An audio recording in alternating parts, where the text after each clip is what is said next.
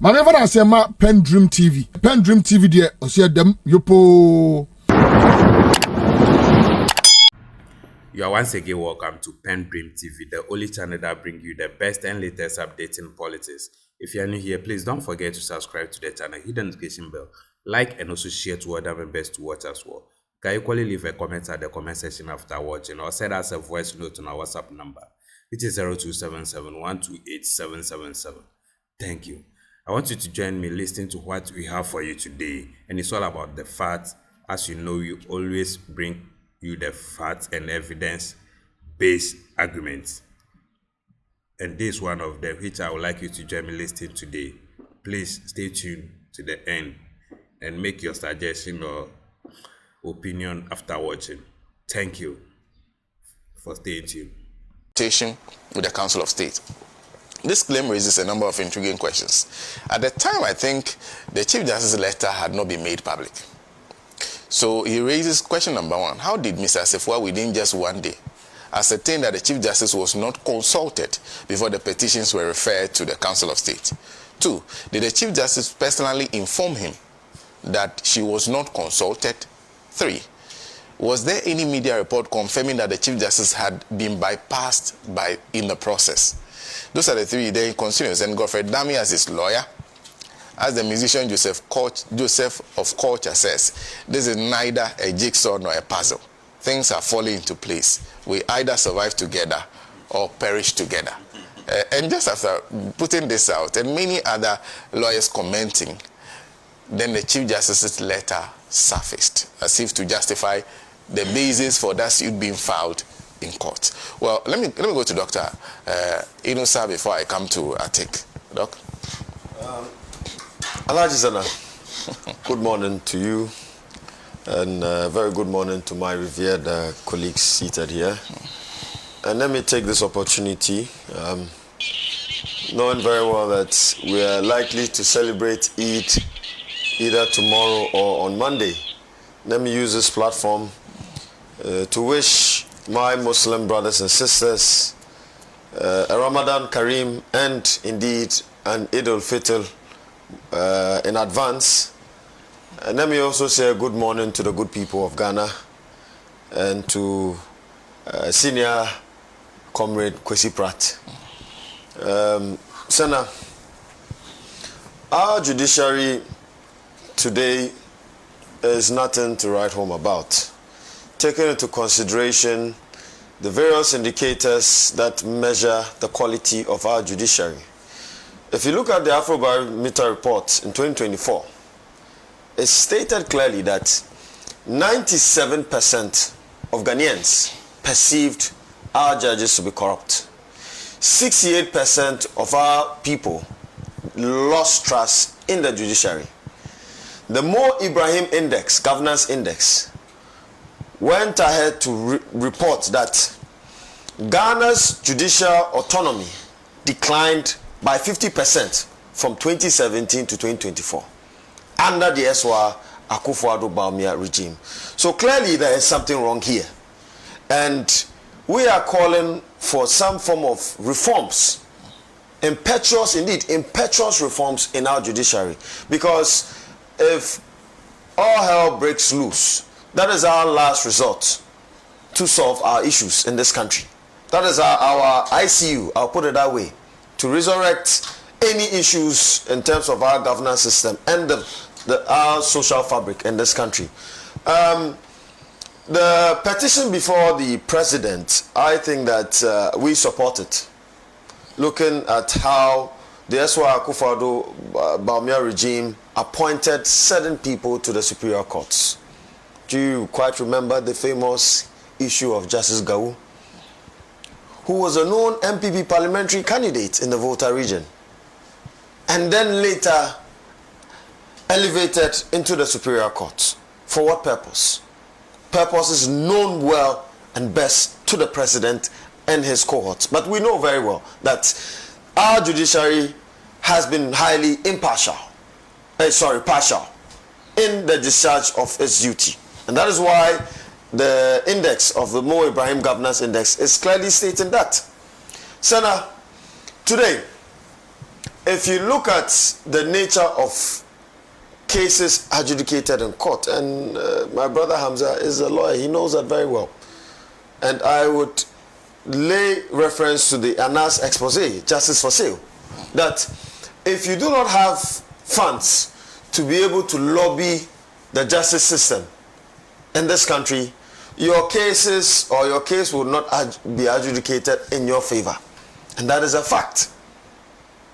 Today, taking into consideration the kind of leadership that we saw under the Eswa Akufo-Addo Bawumia regime, right? Anyone that was found talking against the Eswa government and taken to court was gagged up, right? Look at the issue of Ato Forson, and then the Attorney General, and then Japa, where the judge, and I quite respect the judge's decision, who advised the Attorney General to recuse himself from the case, looking at how this Attorney General was trying to manipulate his way and ensure that justice was given in favor of his Machiavellian tactics against an innocent person, trying to interfere with the witness statement or the statement of the witness in court. And this was the same Attorney General that was in bed with this current Chief Justice, right? And so we want to see, some adherence to the rule of law when it comes to this matter. And I think that the President has done that under Article 146. And the wisdom in the Constitution under Article 146, right, upholds to the principle of natural justice, the odi ultra partum. And that is why a committee is supposed to be set, so that the justice in that question, or in that case, would be the Chief Justice, will be brought, and then she will be given a fair hearing. And so her leaking the letter to the President and her request for the petition is neither here nor there. Because after all, a committee will be set. You will be called to answer towards the merits or the demerits of the petition. And if you are found wanting, of course, then the President would have to suspend her and then appoint another Chief Justice. But here's the case, and this is what we believe as members of the Movement for Change, that since the inception of our Fourth Republic, the positions of certain heads of independent constitutional bodies are quite coterminous with the channel of the party in power, which is kind of derailing the efficiencies and, I would say, the good qualities of our governance system. And that is why we are calling for a constitutional amendment into who should appoint the Chief Justice, the IGP, and other heads of independent constitutional bodies. So we are proposing that Article 89 to 90 be abolished. The Council of State should be abolished, because over the years we've seen that the Council of State has been more of a protege of the executive. And we're not seeing the effectiveness of the Council of State. And that is why we want Ghana to transition into a bicameral parliamentary system. We believe that through introduction of a bicameral parliamentary system, we can then formulate policies and laws to ensure that persons that hold this chamber, right, are placed in this chamber, do not have any political leanings, right, and conduct themselves in an apolitical manner without any interference from these various political parties and interests. And that is why, under this proposal, we hope that the NDC government, that they have started well by setting up a committee to look into the Constitution, a Constitutional Review Committee, which is supposed to give the President the findings and then table out to the public so that we look at the way forward. And I believe that this would help solve our governance system in this country. The data from the Varieties of Democracy, and they did a comparative analysis between Ghana and Malaysia. And the reason why our public administration is failing is because our public administration in Ghana today is failing to uphold to the ideal principles of bureaucracy, which frowns upon political interference in our public administration. Today, civil servants must lean to a government, right, or a political party to get some form of favor or get some advantages when it comes to employee appraisal systems in our public polity. And that is why we are advocating for this constitutional amendments and reforms to strengthen our governance system and ensure that partisan politics does not derail the essence and the qualities of good governance. And so this bicameral parliamentary system that we hope to see going forward would be made up of our traditional authorities. But here's the case. People would argue that we've seen some of our chiefs publicly declare their support for a candidate, either a parliamentary candidate or a presidential candidate, or throw in the towel for a political party. But, Senator, here's the thing, and we all know this. In this country, Ghana, and looking at the flaws that has been seen in the Constitution that we run, everybody seems to lick the boot of a politician to get a favor. If you are not aligned to party A or party B, your goals, your agenda would not succeed in this country. And this is a fact. And that is why our chiefs are beginning to declare their support for political parties and candidates, because they want development for their people. They want some form of support to contribute to the social and economic development of their people in their locality. And so this bicameral parliamentary system, that argument that our chief should not be there is neither here nor there. It will not sell. And I would say it's quite infantile. It would not hold. And that is why we are calling for our chiefs to be represented in this second chamber, our faith-based organizations, reps from PWDs, industry captains, CSOs, the media, academia, and then our various trade unions would have a representation in this second chamber. And this second chamber would give oversight over the executive.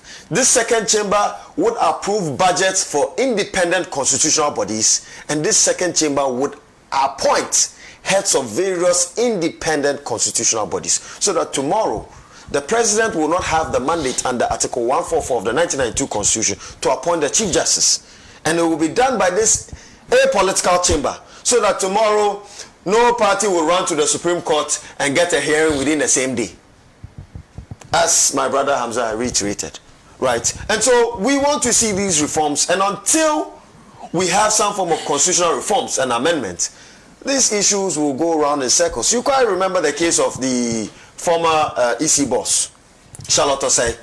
So it's like we are just repeating the same mistakes, right? It's just like a deja vu.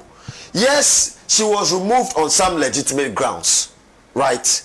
And of course, it was coupled by partisan politics. And that is not what we want to see. And so our stance as members of the Movement for Change is that yes, the petition laid before the president and the facts have a lot of merits and demerits. And I think that looking at all the indicators on our judiciary, the Chief Justice has to go. And in fact, not only here, but other justices of the Supreme Court would also have to be relieved of their position. And then we amend the Constitution and even cap the number of justices that we can appoint to the Supreme Court. It seems like everybody comes and just packs the Supreme Court with their people. And there's no direction, there's no guidance as to, the numbers that we can be able to hold. And you know that, Senator, if any president comes and relieves them of their duty, they retire on what? Their salary, which is a burden on the public purse. And so going forward, we need to cap the number of judges of our Supreme Court, and we need to amend the Constitution and then ensure that an independent apolitical body would appoint heads of independent constitutional bodies so that we can strengthen our governance system in this country. Thank you. Thank you very much. I'll jump to Atik for his thoughts on this, and welcome lawyer Osman Alasan. Good morning. Atik, principle of fairness, accountability, and due process. If allegations have been leveled against the Chief Justice, the appropriate bodies must be allowed to investigate them thoroughly. Well, let me bring in Dr. Inosa. Doc.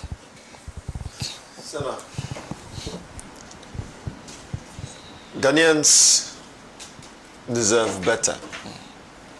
And as one of my mentors did reiterate, when he visited Ghana for the first time, he said, we're living in a state of confusion coupled by a kakistocracy or a kakistocratic system. The SWR government failed to tackle and deal with corruption as they promised that they were going to protect the public purse. The case before us and before the public domain is of a criminal nature, and as my brother Hamza did reiterate, this gentleman is the former Director General of the National Signals Bureau, formerly known as the National Communications Bureau, right? And it is under the ministry, or is under the National Security Ministry. And his role in so many dubious procurements and contracts, not only with his agency, but even with Cocoa Board, raises an alarm. And he is a known member of Nana's People's Party. And those of you who don't know that some of us came out of the MPP proudly upholding to, indeed, the aims and objectives of why the MPP was founded. And we fought against a system that did not support the interests of the good people of Ghana. And of course, today we have been redeemed. Our image has been redeemed. And we are being celebrated as heroes in Ghana. Because, Senna, how is it that a country like Ghana, who is riddled with a debt of 727.8 billion Ghana cedis today, right?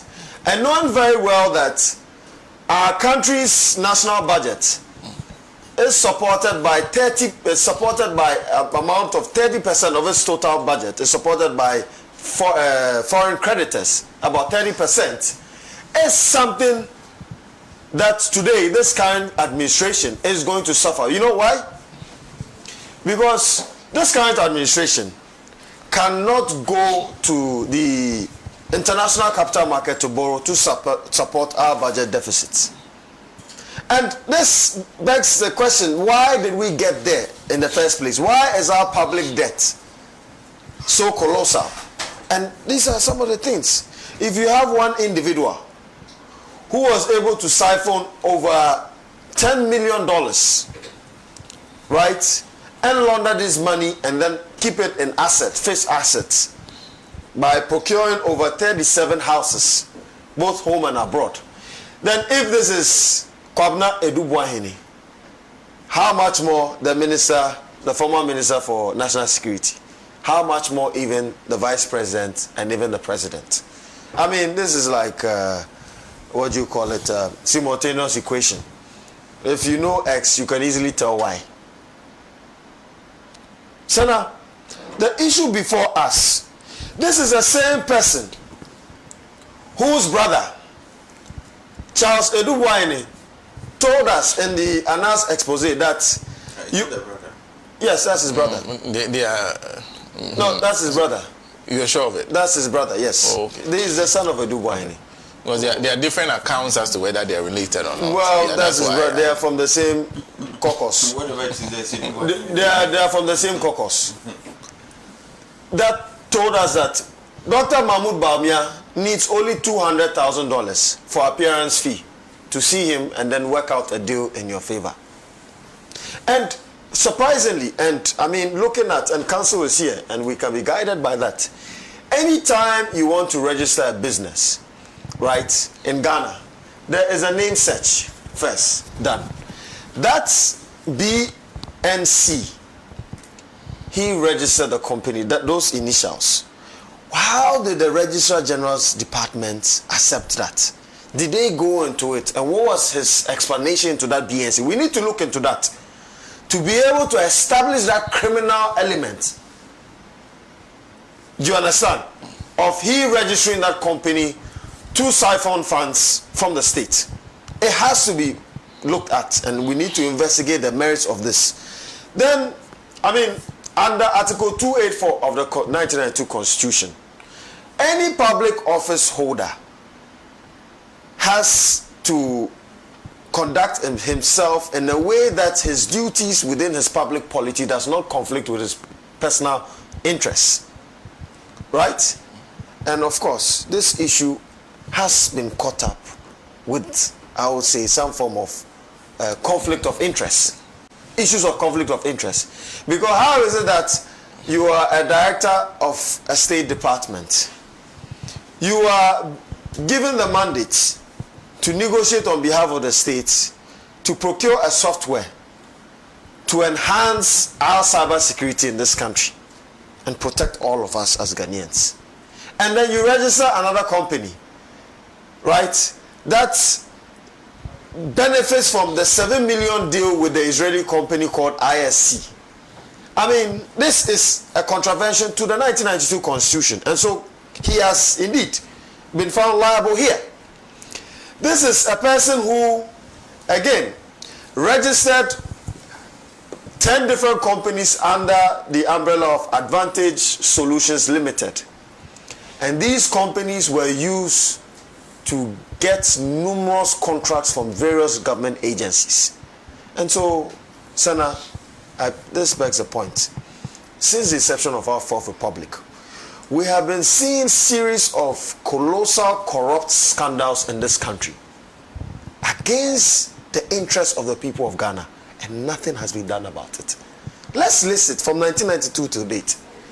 All the corrupt scandals and clear evidence of corruption against office holders. Who has been jailed in this country? Let's name it. Who has been jailed? How many of them have been jailed? Let me even put it that way. And you look at the provisions of the Office of the Special Prosecutor, and that is why we are calling for some form of reforms, constitutional reforms, right, that would relinquish the duty of the Office of the Special Prosecutor from the Office of the Attorney General. Because if you have under Article 88, the President appointing the Attorney General, and you deriving powers, the OSP deriving powers from the Attorney General, of course then there will be some form of political interference. And there's a precedent already set by the SWA government where the Honorable Martin Amidu was frustrated with the executive because they tried to influence his duty as the OSP then, and he named the former president the mother serpent of what? Corruption. And so going forward, we need to look at how we can amend our laws and the Constitution. Again, this is in line with problems and flaws in the Constitution, because now the OSP would have to take up this matter, even though the Attorney General would also take up this matter. But this critical matter should be taken up by the OSP as well, right? But people will then say that this is then a political vendetta because then it's the NDC government that is in power, and they are prosecuting him because he's an MPP person, and play politics with it. But then if we're able to have an independent body that seeks to fight corruption, just as the OSP has been brought into our laws, right, then the OSP can then have that mandate to deal with this person in an apolitical manner. Because then, of course, Dr. Ayini is appointed by President Mahama. The argument out there is that President Mahama might influence Dr. Ayini's actions on who to prosecute and who not to prosecute. But then there's neither here nor there. The facts of the matter is clear. This case has a lot of merits of a criminally inspired agenda to siphon money from the states and cause financial loss to the state. And of course, conflicted interests as a public official. And so going forward, Senator, we want to see more people prosecuted under this regime. Look, the Sky Train scandal, the Ejepa deal, ECG, the corruption that was unearthed at ECG, right? The PDS scandal, the National Cathedral, and all other corrupt scandals that were unearthed under the SWA administration. And if they don't do that, and I always say this, that there's a reason why some of us did not join. I don't want to sound a bit controversial, but there's a reason why some of us never joined the military. Sana, this 4-year period is a revolutionary period. It is time to put the people who have caused huge financial loss to the states to books. It is time to bring them to books. The people of Ghana are suffering. Look at the nature of our hospitals today. Go to Kolebu and see the infrastructure in which our kids are born. Our women sleep. Right? The doctors in that facility, look at how they operate. Look at our roads. Look at our education infrastructure. Today, as I speak to you, we have about 5,400 schools under trees. And there's a research that says that it will take 300 years to complete these or to eradicate schools under trees. Yet, you have a person who has just gotten an opportunity to contribute to the legacy of his father and to build a better society or contribute to the development of this society. And all he does is go in there, siphon money, and then walks out freely. And that has been the norm since the inception of our fourth republic. And until we amend the Constitution and until we enhance accountability in this country, we will come back here and discuss the same issue, and it will be a deja vu. So, Senna, this man has to be jailed, and a lot more. But we are going to. No, my brother. Well, he would be given a fair hearing. We are not saying that he shouldn't be given a fair hearing. Well,